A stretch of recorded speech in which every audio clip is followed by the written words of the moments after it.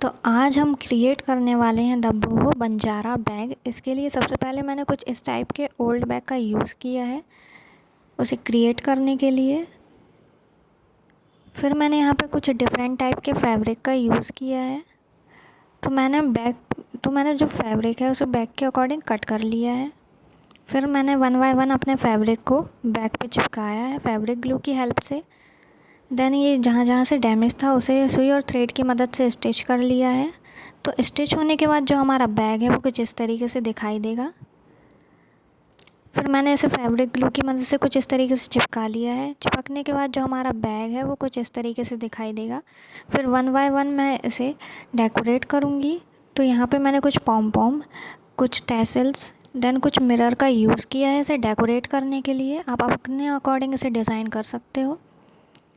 तो यहाँ मैंने वन बाय वन लेयर के अकॉर्डिंग कुछ इस तरीके से पॉम पॉम इस पर स्टिच कर लिए हैं सुई और थ्रेड की मदद से। फिर मैं यहाँ पे कुछ मिरर इस पर चिपकाने वाली हूँ फैब्रिक ग्लू की हेल्प से। चिपकने के बाद ये कुछ इस तरीके से दिखाई देगा। देन मैंने यहाँ पर भी एक फ्लावर का डिज़ाइन दिया हुआ है काउरी शेल, देन कुछ मिरर के बेस पे। आप अपने अकॉर्डिंग इसे डिज़ाइन कर सकते हो। फिर यहाँ पे मैं कुछ टैसल्स का यूज़ करूँगी। देन मैंने कुछ इस तरीके से मिरर वर्क से अपने जो बैक का इनर पार्ट है उसे भी कुछ इस तरीके से डेकोरेट कर लिया है। तो यहाँ मैंने एम्ब्रॉयडरी क्लॉथ का यूज़ किया है इसे कवर करने के लिए। आप अपने अकॉर्डिंग इसे डेकोरेट कर सकते हो। फिर यहाँ पे मैं कुछ लटकन क्रिएट किया है मैंने कुछ लटकन्स, तो उसे भी मैं सुई और थ्रेड की मदद से इस पर स्टिच कर लूँगी वन बाय वन। फिर बैक के एंड में भी मैंने कुछ इस तरीके के टैसल्स का यूज़ किया है और सुई और थ्रेड की मदद से अपने बैग पे कुछ इस तरीके से स्टिच कर लिया है। तो स्टिच होने के बाद ये कुछ इस तरीके से दिखाई देगा।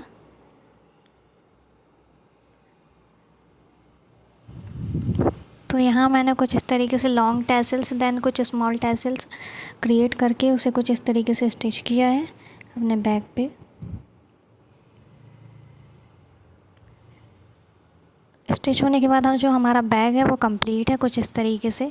फिर यहाँ पे मैं इस पर एक डोरी अटैच करूँगी। तो इसकी जो डोरी थी वो पुरानी हो चुकी थी, तो यहाँ पे मैंने दूसरे बैग की डोरी ली है।